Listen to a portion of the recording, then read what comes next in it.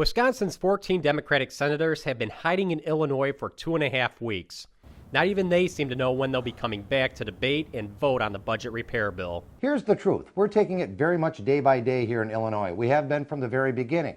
The reason why we're doing that is we reach out day by day to the other side of the aisle to try to form some sort of compromise so we can get this behind us and move forward as a state. We've been reaching out for some time. It really hunkered down this past week where the senator went to Kenosha, where I sent my team back to that McDonald's in Kenosha for multiple hours of meetings, where we had multiple discussions back and forth in email and calls on Thursday, on Friday. We set up a meeting on Saturday, and I literally sent my team to South Beloit in deference to say, we'll keep you out of the state of Wisconsin. This isn't some trick or anything else like that. We're that serious about getting this to completion.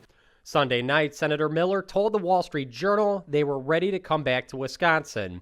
But then Senators Larson and Erpenbach said Democrats were not ready to come back. Fact is, Senator Miller's comments in the Wall Street Journal were taken out of context. We're not coming home today. I don't know if we're coming home tomorrow. What Senator Miller essentially is saying, something we've been saying all along. We are going to have to come home at some point. Senator Jauch then told the Washington Post they should be returning soon.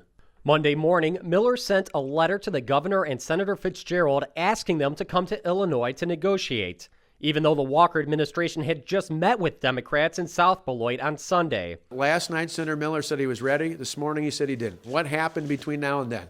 I don't know for sure, so I can only speculate, but I have to assume that some of those labor leaders who've invested millions and millions and millions of dollars from D.C. into this state got on the phone and told Senator Miller, you cannot budge.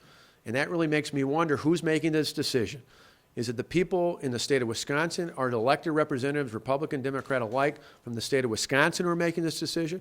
Or is it someone who's controlling money from Washington who's making that decision?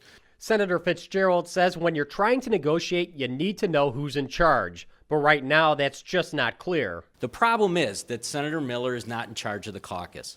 Senator Erpenbach is obviously doing media out of Chicago.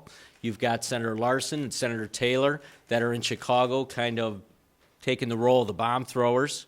You certainly have Cullen and Jauch that are negotiating, trying to get back, can't figure a way out of the box.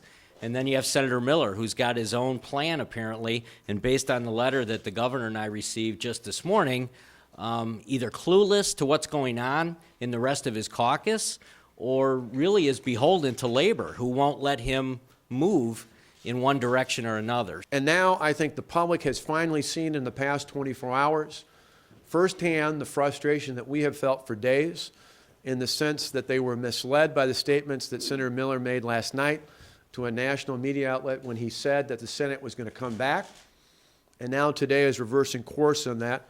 I think that's indicative of the fact that now Senator Miller is misleading the public, just like he misled us, and just like apparently he seems to be misleading many members of his own caucus. For the MacIver Institute, I'm Bill Osmolsky.